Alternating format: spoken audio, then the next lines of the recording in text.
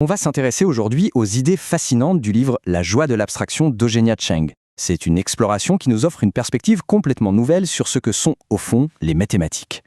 Pour beaucoup de monde, les maths, c'est souvent un mauvais souvenir. On pense tout de suite aux règles rigides, au par cœur de l'école. Une expérience qui peut laisser des traces et même un blocage.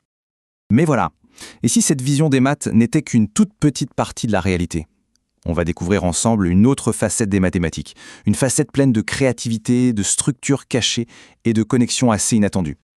Alors, rentrons dans le vif du sujet. La première chose à faire, c'est de s'attaquer à un très gros malentendu sur ce que sont vraiment les mathématiques. D'un côté, il y a les maths de l'école, qu'on connaît bien, des formules, des algorithmes à appliquer. Mais la vraie puissance des mathématiques, elle se trouve en fait ailleurs, dans quelque chose de beaucoup plus profond, l'abstraction. Et cette idée d'abstraction, elle est centrale. C'est l'art d'oublier volontairement certains détails pour réussir à voir une image beaucoup plus globale, beaucoup plus large. En fait, en ignorant les spécificités d'une situation, on peut tout à coup voir ce qui relie des choses qui, à première vue, n'ont absolument rien en commun, et on peut les comprendre tout en même temps. D'accord, mais concrètement, à quoi ça ressemble, ce fameux processus d'oubli? Tout part d'une situation bien concrète, bien tangible. Par exemple, ici, ajouter des fruits. C'est là que l'abstraction commence. On va oublier que ce sont des pommes pour ne garder que l'essentiel, la relation purement numérique qui est en dessous. Et si on pousse l'abstraction encore un cran plus loin, on oublie même les chiffres spécifiques. On arrive alors à un principe général, une structure, qui fonctionne pour une infinité d'autres situations. C'est une excellente analogie en fait. C'est comme si on élevait une source de lumière. Plus on monte, plus la zone éclairée est vaste. On perd peut-être les tout petits détails au sol, mais on gagne une vision d'ensemble. On voit des connexions qu'on ne pouvait pas voir avant. Maintenant qu'on a bien cette idée en tête, on peut s'attaquer à un des outils les plus puissants de l'abstraction, la théorie des catégories. L'idée de cette théorie, c'est de changer complètement de perspective. Plutôt que de se demander ce qu'une chose est, toute seule dans son coin, on va se demander ce qu'elle fait. Comment elle est connectée à tout le reste. L'exemple de l'arbre généalogique est parfait pour ça.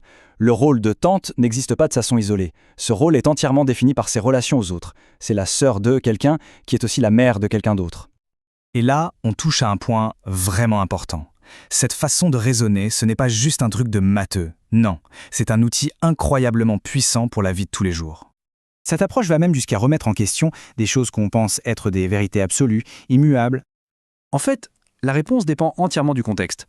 Sur une horloge, quand on mélange de la peinture, ou avec des tas de sable, 1 plus 1 peut donner un résultat tout à fait différent de 2.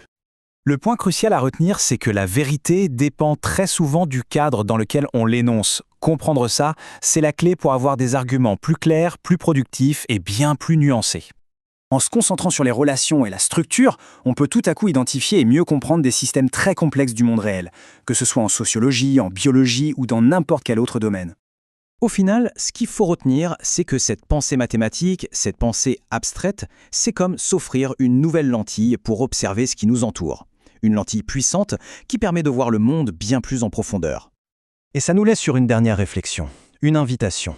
Quels sont les motifs, les connexions cachées qui existent tout autour de nous et qui n'attendent que d'être découverts si seulement on acceptait de changer notre regard ?